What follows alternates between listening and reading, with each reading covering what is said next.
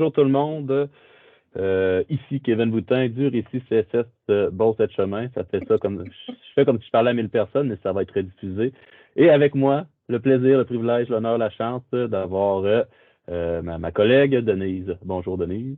Bonjour Kevin. Et on salue nos participants qui sont là de façon synchrone et on salue aussi ceux-là qui nous regarderont de façon asynchrone pour utiliser les mots à la mode dans le temps de la pandémie. Donc aujourd'hui, le but de notre présentation, c'est de lancer officiellement les inscriptions à notre amicale de robotique qui est de retour depuis 2 ans. Et cette année, on essaie d'en passer, c'est un petit retour si on veut. Cette année, on essaie de lancer ça en grande. Donc, sans plus tarder, je vous partage mon écran afin de vous montrer où aller chercher l'information. Parce que l'intention d'aujourd'hui, c'est oui, vous présenter les défis, vous présenter comment s'inscrire et tout ça, mais c'est surtout de vous montrer où trouver l'information pour que vous puissiez y accéder là, aux besoins lorsque vous en avez besoin. Donc, est-ce que les gens, pas dans la salle, mais les gens en ligne présentement peuvent me confirmer qu'on voit bien mon partage d'écran? Super. Donc, le meilleur moyen pour rejoindre pour obtenir les informations de l'amicale, c'est vraiment en passant par notre site là, récit.csbe.qc.ca. Donc, c'est notre site central. Et dans ce site-là, vous allez avoir dans les articles récents et même dans l'article à la une, vous allez avoir l'article qui s'appelle Amicale de robotique, édition 2023. Vous cliquez là-dessus et là, vous avez quelques informations déjà là. Et j'attire vraiment votre attention sur le lien ici qui va vous mener vers un micro-site qu'on appelle, donc un site dédié à un seul événement ou une seule formation. Donc, c'est un site que j'ai fait pour l'occasion. Donc, on clique sur le lien et vous tombez sur le site officiel de l'Amicale de robotique CSSBE 2023. On ne peut plus vous le cacher, ça a lieu le 19 mai 2023 à l'école secondaire Veilleux. Mais pour les détails, là, je vais y revenir en vous faisant en vous faisant faire le tour du propriétaire si on veut. Donc, on se rappelle que l'Amicale de robotique, c'est quoi? Ben, c'est un événement annuel où des élèves d'âge primaire et secondaire sont appelés à relever différents défis qui mobilisent, oui, les ensembles robotiques légaux pour les défis robotiques, mais vous verrez aussi lors de la présentation qu'il y a d'autres défis qu'on offre pour nos élèves du secondaire, là, plus précisément, qui débordent des technologies là, associées à Lego, mais qui mettent quand même là, en jeu là, des technologies numériques, surtout de Crérolab. On va voir les détails en temps et lieu. Donc, le site contient 4 sections: inscription, information générale, nos défis et on a besoin de toi. Donc, oui, on a besoin que des élèves s'inscrivent pour participer aux différents défis, mais il y aura d'autres moyens aussi pour les élèves, là, éventuellement, de s'impliquer dans la robotique s'ils le désirent. Alors, si vous voulez bien, là, sans plus tarder, je vais aller sommairement là, vous montrer les différentes sections. Donc, dans la section inscription, on se doutera que c'est pour s'inscrire. Et les places sont habituellement limitées parce qu'on peut accueillir seulement un certain nombre d'élèves là, dans la salle où ça a lieu. Mais pour l'instant, là, il n'y a pas de problème. Là. Il y a encore en masse de places pour s'inscrire, mais quand même, ne tardez pas trop. Annick, je pensais prendre les questions. Excusez, je n'ai pas dit d'avance, mais je prendrai les questions à la fin de l'enregistrement. Comme ça va être plus convivial. Puis pour les gens qui écoutent l'enregistrement, des questions, des fois, c'est moins facile à suivre. Donc, je vais peut-être y répondre au fur et à mesure. Alors, dans l'inscription, sans plus tarder, si on y va, alors on a les précisions. Donc, tout ce qui est, je vais commencer par les défis. Je vais vous présenter les défis en premier, là, je m'organise. Donc, les défis ici, quels sont les défis qui sont proposés cette année? Avant de savoir comment s'inscrire, il faut savoir à quoi on s'inscrit. Donc, quels sont les défis? Alors, on a les défis qu'on va appeler robotiques. Donc, c'est avec les ensembles Lego V3 ou Spike ou WeDo, mais c'est avec les ensembles de Lego. Donc, on a le défi qui est proposé au premier cycle. Ça, c'est un défi de présentation. Donc, les élèves nous présentent quelque chose. Vous avez la description ici, ça s'appelle « J'explore un nouveau monde ». Vous avez les défis de deuxième et troisième cycle. Il y en a 2 différents. Donc, il y a le défi mode survie. Le défi mode survie est sur tapis. Donc, c'est vraiment un tapis là, où le robot va devoir se déplacer à différents endroits et déplacer différents objets et contourner différents obstacles. Donc, ça, c'est nos défis tapis qu'on appelle. Et il y a le défi là, sumo qu'on appelle. Donc, c'est lui sur le gros cercle noir. 2 robots s'affrontent pour essayer d'exclure un des 2 robots de l'enceinte. Donc, c'est à l'idée des sumo, qui est ouvert au deuxième et troisième cycle. Pour le secondaire, Il y a les défis mode survie, donc le défi sur tapis qui a des obstacles, comme je vous disais, qui est ouvert au secondaire aussi. Et on a les défis Créolab, ainsi que le défi des ingénieux. Ça s'adresse au secondaire et c'est Denise qui pourra vous en parler un peu plus tantôt. Donc, voici les différents défis. Donc, ça reprend là, dans nos grandes années, dans nos grosses années, si je peux dire ainsi, là, c'est ce qu'on avait. On avait le défi pour le premier cycle, qui est une maquette qu'on présente. Deuxième, troisième cycle fait participer au défi, qui est le défi tapis, vraiment avec des obstacles et des objectifs à réaliser, ou encore le défi sumo, qui est oui encore sur tapis, mais qui est vraiment là, un combat, un affrontement. Alors, on va y aller avec les inscriptions. Donc, je vais présenter la page des inscriptions. Donc, en tout temps, vous pourrez tourner à l'accueil, en cliquant sur accueil, évidemment, ou parcourir d'une page à l'autre directement. Donc, les inscriptions. Ça se passe pour tous les défis robotiques. Donc, ça se passe ici. Donc les défis du premier cycle, deuxième, troisième cycle et premier cycle secondaire. Là. Les défis tapis, ça se passe ici.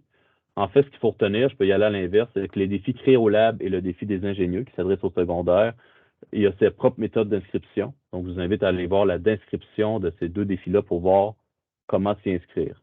Mais pour tout ce qui est défis robotiques, donc si je retourne dans mes défis, ça va tellement bien. Pour tout ce qui est ces défis-là, donc avec cet écusson-là, et celui-là ici, là, avec ce logo-là, je devrais dire, donc avec ces logos-là, c'est vraiment dans la partie inscription qu'on s'inscrit. Donc, en gros, les équipes, on permet de 2 à 4 élèves, par équipe. Pour l'instant, il est possible d'inscrire un maximum de 2 équipes par classe. Je dis pour l'instant parce qu'on verra le nombre d'inscriptions qu'on va recevoir dans les prochaines semaines. Si on reçoit plus ou moins d'inscriptions, on va ouvrir à plus d'équipes par classe possible, mais c'est sûr qu'on n'ira pas en deçà de 2 équipes. Là. Donc, minimum 2, mais on pourra peut-être augmenter le nombre d'équipes permises là, selon la popularité là, de l'amicale. Il faut savoir qu'un deuxième formulaire va vous être envoyé plus tard dans le processus d'inscription, là, tout juste avant l'amicale, question que vous puissiez nommer vos équipes et nous indiquer le nom des membres. Ça serait à voir parce que peut-être même qu'on vous demandez ça juste le jour même de l'amicale. On en a jasé avant. Là. En le disant, je me rends compte qu'on s'était entendu sur d'autres choses données avant, mais bon, on verra. Donc, ça se pourrait que ce soit dans la semaine avant que ça vous soit demandé ou même le jour même. Donc, ça permet de décider nos élèves à la dernière minute. Ça peut avoir des avantages d'un élève qui est malade, un élève qui finalement se désengage ou un autre élève qui à la fin se démarque, c'est lui qu'on veut encourager en amenant à l'amicale. Il y a plein de façons comme ça qui peuvent faire en sorte que vous puissiez changer d'élève. Donc, il n'y aura pas de problème en ce qui concerne ce sujet-là. Je vous explique, je ne vous l'ai pas dit tantôt en présentant les défis, mais le sumo tactique est de retour après une année de congé l'an passé. Donc, mais cependant, pour pouvoir inscrire une équipe au défi sumo, il faut avoir préalablement inscrit une équipe au défi tapis là, qui s'appelle mode survie. Donc, dès que vous inscrivez une équipe au mode survie, vous avez le droit d'inscrire une équipe au mode sumo. Si vous avez 2 équipes au mode tapis et mode survie, vous avez le droit à 2 équipes pour le défi sumo. Donc, comme c'est un maximum de 2 équipes pour le défi mode survie, on ne peut pas avoir plus que 2 équipes sumo. Et comme je disais, c'est pas les mêmes équipes qui participent aux 2 défis. Ça serait logistiquement impossible parce que les équipes qui vont devoir participer à mode survie, l'horaire va peut-être en même temps que le défi sumo. Donc, pour éviter une planification qui serait incroyable à faire, là, on s'en tient à équipe pour mode survie et équipe pour défi sumo. Je peux te faire une petite parenthèse, Kevin? Oui, bien Juste sûr. mentionner, c'est parce que tu as dit tantôt pour un maximum de 2 équipes. Puis là, on vient de dire que si tu mets 2 tapis, tu as droit à 2 sumos. Pourquoi ça? C'est qu'on s'ouvre la porte à augmenter la capacité de l'événement. Ça, je crois que tu l'as déjà dit. Donc, minimalement, une équipe défi tapis et une équipe sumo. Si vous dites, moi, j'en veux pas de sumo, vous amenez 2 équipes tapis. Donc, éventuellement, quand on ouvrira, si jamais on n'a pas autant de réponses qu'on attend, à ce moment-là, ça va être le même principe. À chaque équipe tapis, on a droit à un sumo. C'est ça la logique. Que ça va, parce que c'est vrai que de la façon dont je l'ai dit, c'est peut-être confondant. Merci de la précision. Donc, on va travailler avec ces informations-là, puis là, on se répète encore, mais selon ce qui va rentrer comme inscription, on pourra moduler le tout. Donc, le formulaire, il est directement dans la page. Et c'est lorsqu'on va vous demander, là, ici, si vous décidez d'inscrire quelqu'un en mode survie, une équipe en mode survie, vous allez faire suivant. Et par la suite, ça va vous offrir d'inscrire une équipe sumo. Donc, dans le formulaire, pour avoir l'option sumo, il faut d'abord indiquer qu'on inscrit une équipe dans le mode survie, évidemment.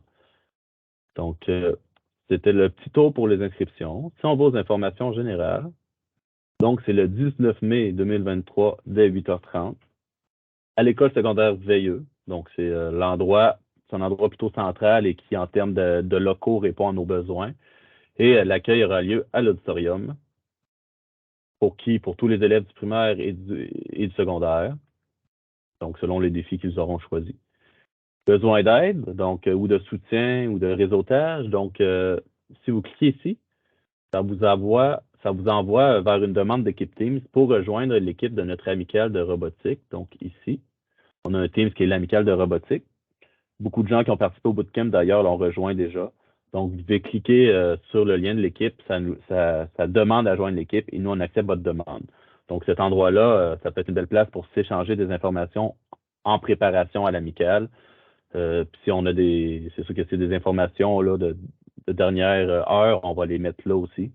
Donc, c'est vraiment une belle place là, pour obtenir les infos et en avoir et en partager au besoin. Donc, si vous inscrivez à l'amicale, on vous encourage fortement de rejoindre ce Teams-là, évidemment. Des informations plus précises par rapport au déroulement de la journée. Donc, exemple, l'horaire de votre équipe, à quelle heure est-ce qu'elle va aller passer les défis devant les juges. Les juges, ça va être déposé là, dans les jours avant l'amicale. Vous comprendrez que tout ça dépend du nombre d'inscriptions, donc on ne peut rien prévoir trop d'avance. Je vais aller tout de suite dans la section « On a besoin de toi ». Après, on pourra prendre le reste du temps qui nous est alloué pour parler un peu plus des défis. Mais on a vraiment toujours besoin de vous, mais cette année, encore plus, ou en tout cas pour plusieurs choses différentes. Donc, premièrement, une nouveauté de cette année, on aimerait que, en guise d'ouverture à l'amicale de robotique, il y ait une cérémonie d'ouverture. Et on aimerait que cette cérémonie d'ouverture-là consiste en quoi? Ben, moi, j'ai peut-être inventé un terme, mais je ne savais pas trop comment le nommer rapidement, mais une espèce de chorégraphie robotique. Donc, on imagine une espèce de danse synchronisée entre différents robots. Bon, on a l'idée de synchroniser, là, de la nage synchronisée, donc ils font tous les mouvements en même temps ou de façon harmonieuse, ils font différents mouvements. Donc, on aimerait présenter ce genre de chorégraphie-là en guise de cérémonie d'ouverture à notre amicale. Pas besoin de participer dans d'autres défis pour se proposer comme cérémonie d'ouverture. Donc, c'est vraiment un peu un appel, j'appelais ça comme ça, là, mais c'est un peu un appel de candidature. Donc, si vous sentez qu'une équipe, de faire les défis, ça ne leur parle pas bien, et de créer quelque chose, c'est plus créatif, on s'entend, c'est vraiment plus large comme possibilité. Donc, s'il y a des équipes à qui ça parle de juste préparer une chorégraphie d'ouverture, vous pourrez leur parler de ça. On aimerait ça recevoir les propositions de chorégraphie. Ça se peut qu'il y a plusieurs équipes là, qui nous proposent de quoi avant le 5 mai là, pour nous donner le temps de choisir à travers les choix. Décision déchirante, ce sera assurément. Et aussi de pouvoir avertir vos élèves que finalement, ben, le 19 mai sont requis pour venir faire la cérémonie. Donc, on se donne un peu un 2 semaines là, pour avoir le temps de choisir l'équipe et de communiquer avec l'équipe. Tous les détails sont à l'adresse-là, mais aussi si vous cliquez sur l'image, ça vous amène là, aux détails précis. Donc, en termes de contraintes, ce qu'on demande, on demande que votre chorégraphie ait un nom, évidemment. On demande qu'elle dure entre 2 et 3 minutes.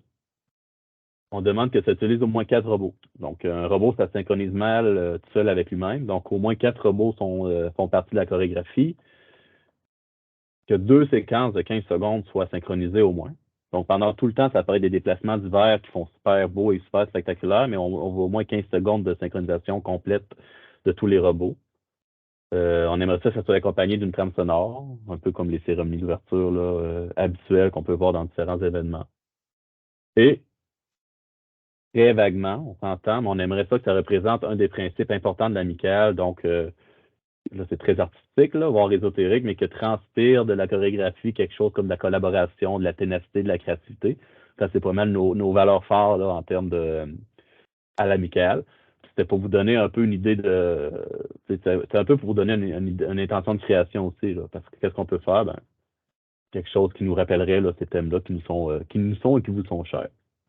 Donc, l'idée, ce serait d'enregistrer une examen de la chorégraphie que vous nous ferez parvenir via une vidéo, qu'on puisse la voir et éventuellement la sélectionner. Ça va pour ça? Donc, c'est une petite nouveauté. On espère, ça pourrait être ça aussi. Vous, cette année, au lieu de travailler sur des tapis ou sumo, vous pourriez demander à vos élèves de séparer ça en différentes équipes. Puis chaque équipe propose une chorégraphie. Vous choisissez la meilleure chorégraphie ou bien celle qui est la plus spectaculaire de vos élèves. Et c'est celle-là que vous envoyez là, comme candidature à la nôtre. Donc, ça pourrait être ça, votre projet robotique de cette année. Pas nécessairement embarqué dans les défis tapis, mais juste embarqué dans la création d'une chorégraphie. Autre endroit où on a vraiment besoin de vous, et on pense aux élèves secondaires, même secondaires plus élevés, 4 et 5, mais on est bien ouvert à n'importe quel élève secondaire débrouillard à son affaire puis rigoureux. Donc, on recherche des juges pour l'amicale de robotique.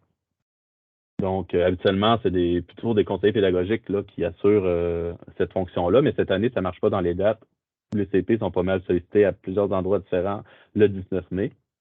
Donc, on a jugé potentiellement super intéressant pour des élèves de faire partie de l'amicale en tant que juge. Éventuellement, dans une couple d'années, on pourrait s'imaginer que les élèves qui vivent l'amicale jusqu'en secondaire 2 et 3, par la suite, remettent un peu au suivant en devenant juge de l'amicale. Donc, ce serait une super belle façon de boucler la boucle aussi, de faire partie de la communauté robotique du CSS encore plus. Donc, c'est ça pour le tour du site. Donc, en même temps, là, je vous ai montré là, où est-ce qu'il était possible là, de participer d'une autre manière à l'amicale cette année. Puis, on va aller un peu plus précisément dans les défis, en espérant que ça s'éclaire pour tout le monde, ça s'éclaircisse pour tout le monde, je devrais dire. Donc, là, on s'entend qu'on n'en fera pas la lecture, c'est vraiment pas le but d'aujourd'hui. Mais je vais juste aller dans la description du défi premier cycle. Comme je vous dis, le défi premier cycle, c'est de la présentation. C'est des élèves qui présentent une espèce d'œuvre, une maquette qu'ils vont avoir créée à partir d'éléments robotiques. Donc, le thème, c'est J'explore un nouveau monde. Et juste juste vous montrer les images d'exemple. Donc, à quoi ça peut ressembler? Si je prends cette image-là, je vais même la grossir ici. Oh, là, ouais, ça va moyen. Je vais m'ouvrir un nouveau document pour le faire. Alors.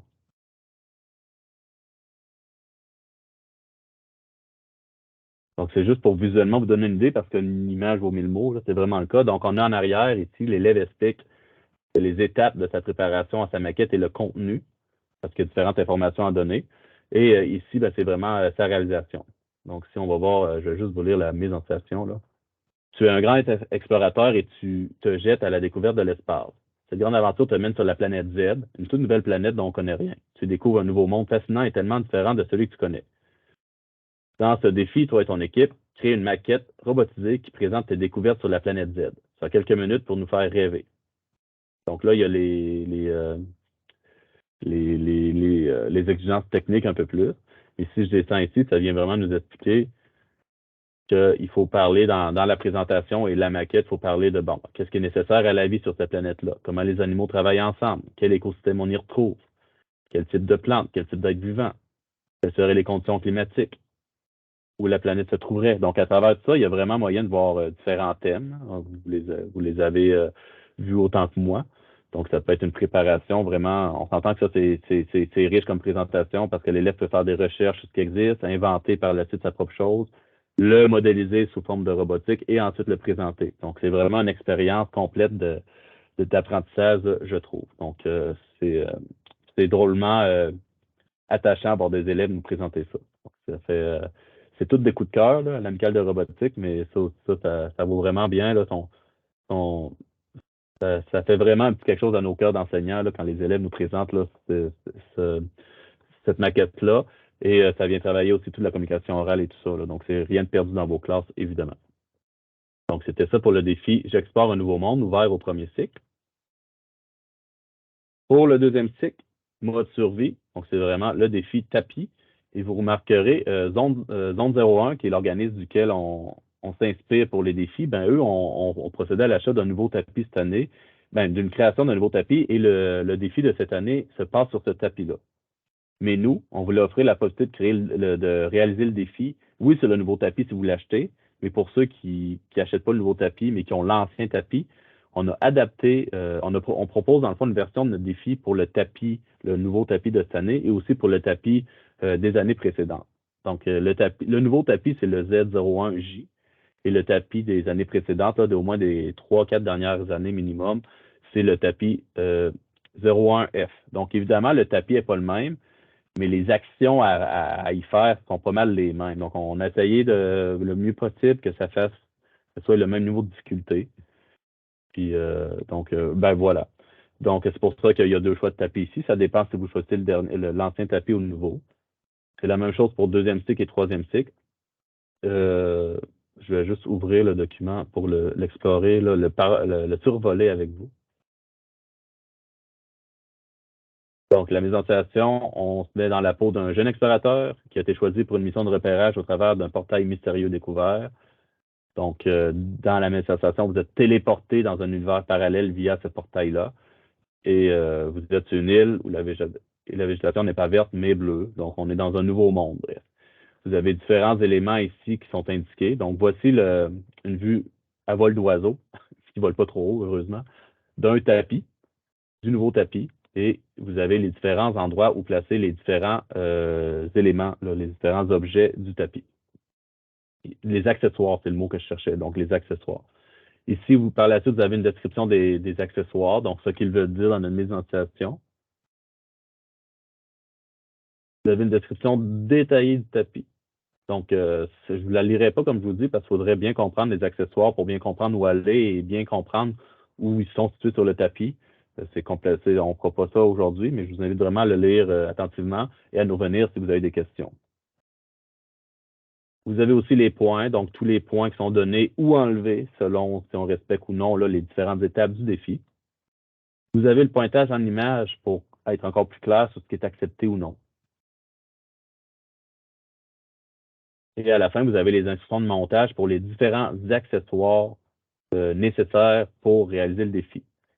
Donc, ces accessoires-là, tous les blocs que ça les prend, là, on peut les faire à partir de l'ensemble donné. Je ne sais pas si vous me rappelez le nom de l'ensemble qu'il faut se procurer pour ça, l'ensemble de Lego. Y a-t-il un nom officiel? Mais c'est écrit WRO dessus. C'est le kit.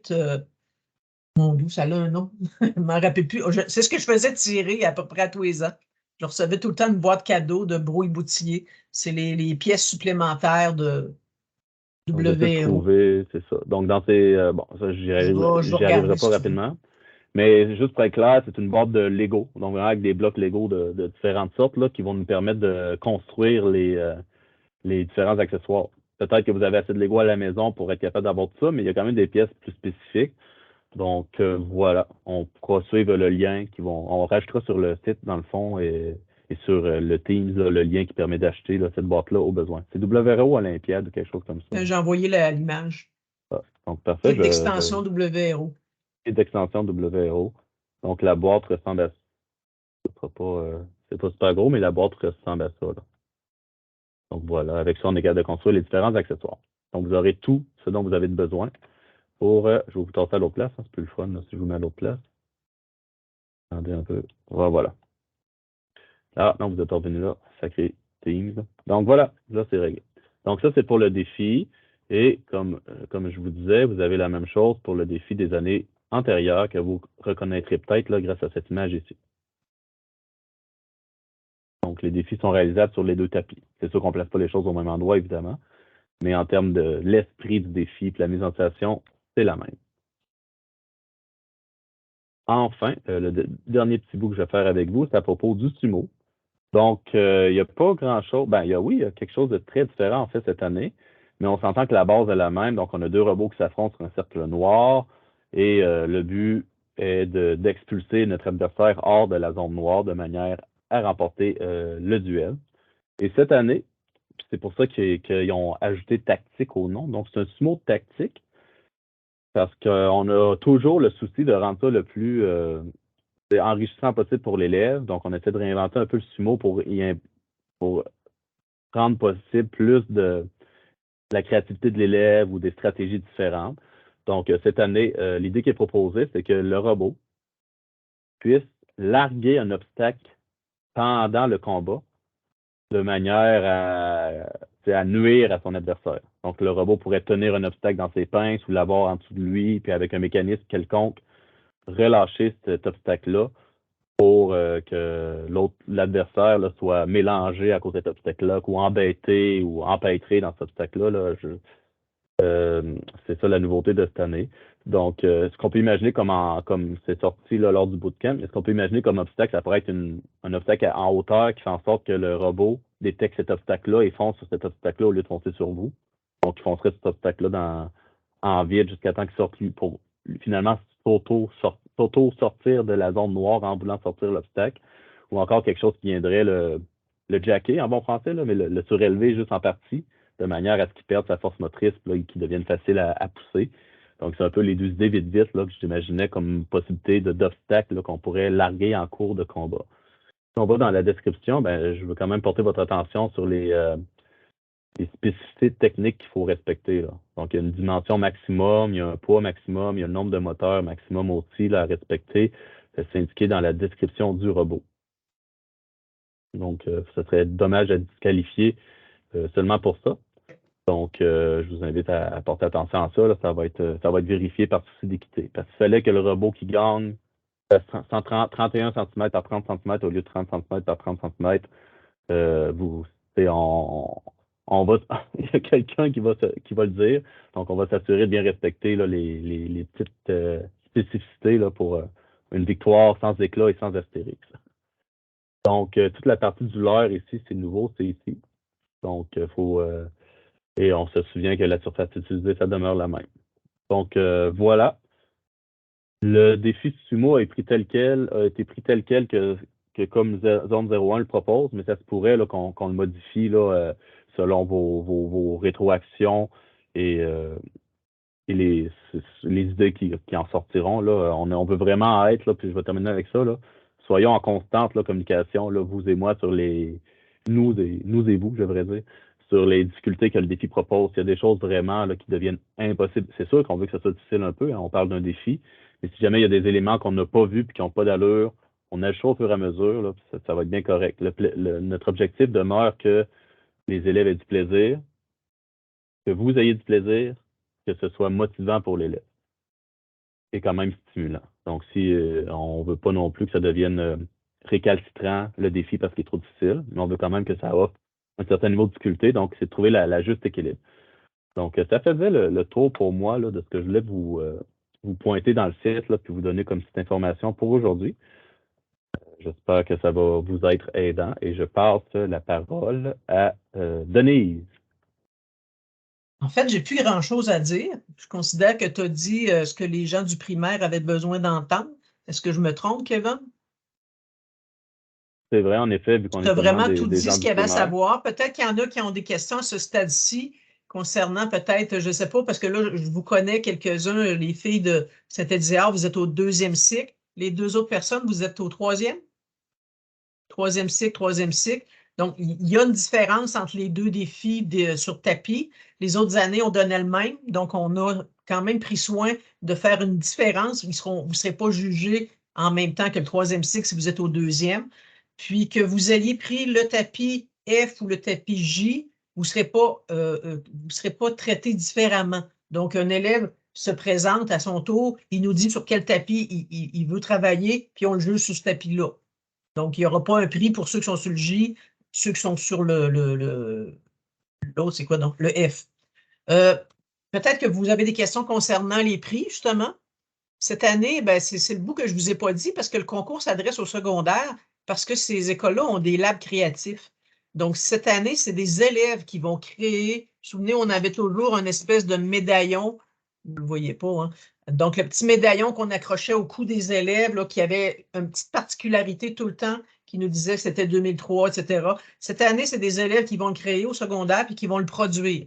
Également, les prix qu'on remet, ce ne sera pas des médailles que j'ai faites faire par un monsieur qui c'est son métier, c'est des élèves qui vont me créer des bannières.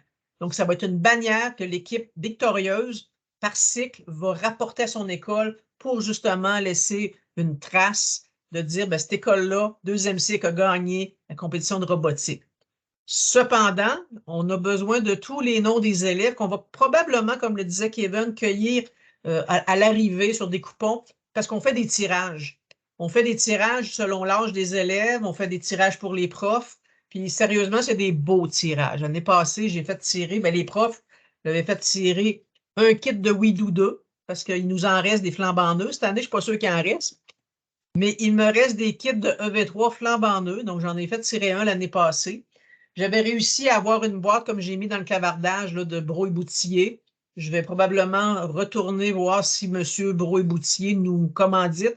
Fait que je ne sais pas exactement de long en large ça va être quoi les cadeaux, mais c'est des robots que les élèves vont pouvoir gagner puis qui vont être à eux. Quand je fais tirer un élève, ils l'amènent chez eux. Quand je fais tirer un prof, ben, ils l'amènent dans sa classe.